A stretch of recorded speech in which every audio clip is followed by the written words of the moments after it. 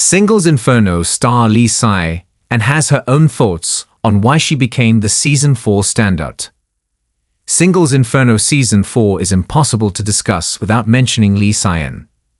The 25-year-old model immediately became a hot topic when her casting on the Netflix Korean reality show was announced, considering she already had international fans from her trainee days on idol survival shows like Idol School and Produce 48.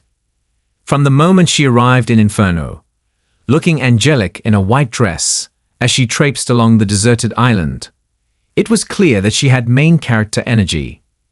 All she needed was the right admirers to choose from.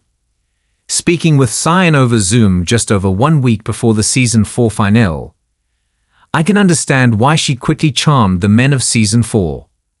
Her laugh is bubbly, and her sincerity is captivating as she answers questions about her experience filming, which she describes as fun, if a bit emotionally exhausting.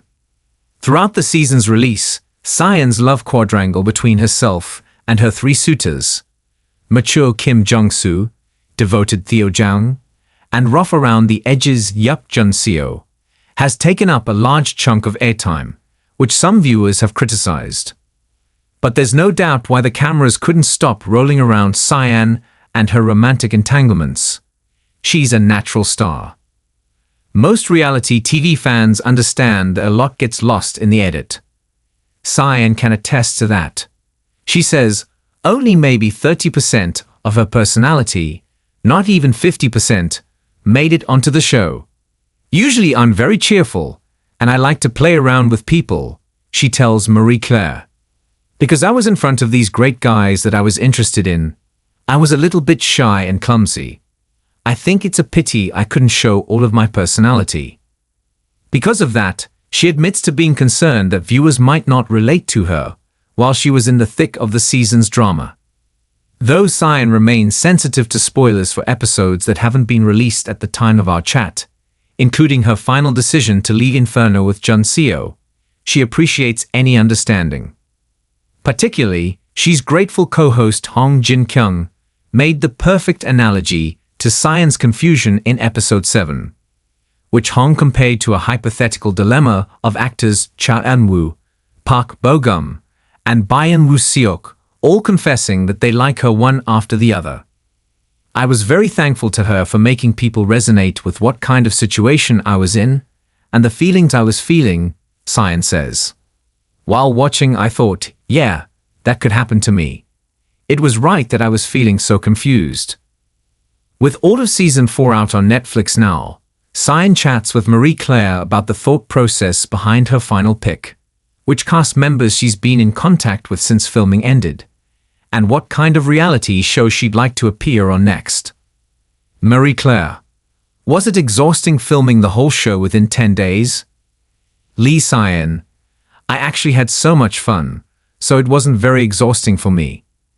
I enjoyed it more in the beginning, but later, when I had to make up my mind on my final choice, that was when things got really hard. It did become a little bit exhausting emotionally for me towards the end. I didn't want to go home. I love the island. MC: your fashion sense really stood out. What styles do you usually gravitate to? LS: in real life, I also tend to prefer long dresses or skirts over shorter ones. Since I'm quite tall, I like to wear things that show my silhouette. Instead of going for the very feminine looks, I like more Gen Z, hipster-style clothing.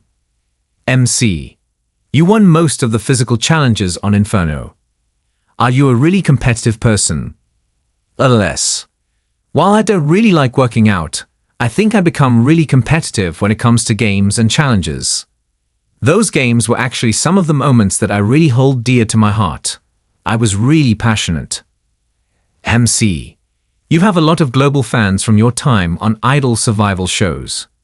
How was participating in Singles Inferno different from your previous experiences on TV? LS: I was looking forward to coming on Singles Inferno.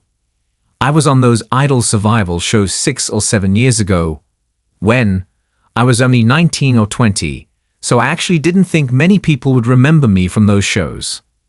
I realized that there were a lot of hidden fans out there who knew who I was. I really loved finding that out, and I was very thankful that they were rooting for me. When I think about myself now and myself when I was 19-20, they're very different people, so I hope people root for me as the person I am now. MC. Were the guys on Inferno different from your usual type? Less. I think I look like a cat, appearance-wise, so I like to go for the opposite in guys. Usually, I go for very puppy-like appearances, very cute-looking people. I like people who have a strong and kind heart, who are very caring, and who really look out for me. But when I was on the show, I got to date a lot of different guys, and it was so cool. It was the first time I was really following my instincts, and I was somehow gravitating towards the guy who may not have been my type. So that was a fun experience for me. MC. Was there anything that happened during filming that you were surprised didn't make it onto the show, or that you wish audiences could have seen? LS. We filmed it half a year ago, so I don't remember all the details, but I recall the beginning of episode 8, when I'm waking up in bed with Yuk Jun-seo. All I remembered was sleeping in a crouched pose, but when I was watching it on TV, I could see his affection towards me, so it kind of made me swoon. It was different seeing it from a bird's eye view. MC. What was your thought process when you made your final decision of who to leave Inferno with? LS. I tried hard not to overthink it, and I just thought when I'm with this person, does he make me swoon? I said at the start of the show that I wanted to go on this emotional roller coaster with a guy, so I tried to decide who made me feel that way and who made me swoon the most. I tried my best to choose instinctively who I was drawn to instead of thinking of the values I have or the type of person I want to be with. I just tried to follow my guts. MC. Are you still in contact with your final pick? Did you end up dating after the show? LS. Well, I'm in contact with all of the contestants. We regularly get together to have some good food together or have some booze. And we are also doing promos together. When we have promos, we come together, have this walk down memory lane, and talk about what happened when we were filming. So yeah, we've been seeing one another a lot. MC. Fans have also really liked the friendships this season, like you and Kim Jeong-su. LS. What you saw on the show was just a fraction of the friendship that we built. I was very close with Erin. I'm also very close with the other girls who weren't my roomies, Min Seol and Hai Jin. They actually came over to my place once, and we ate together and had so much fun. The three of us also get together pretty regularly. MC. Is there anything that you wish you had known before filming that you realize now? LS. It is a little bit of a pity that not 100% of my personality is shown on the show. Thinking back, maybe that is the reason why a lot of guys chose me. But I'm the more cheerful, more talkative, more expressive person in real life.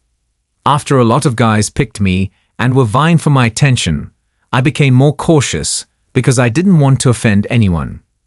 If I was acting overboard, that might have hurt someone or offended someone, so I think I became more cautious. So one thing I wished that I did was show more of my full self on the show. MC. With Singles Inferno over, what do you hope to do next? LS. First of all, I want to do a lot of modeling gigs in all kinds of areas and different places. And if opportunity allows, I would love to be on other reality or unscripted shows. Because I'm a very competitive gamer, I would love to be on variety shows that have physical games because I think I would thrive at it. I also hope this would work as an opportunity for me to work overseas as well. I have a lot of ambitions.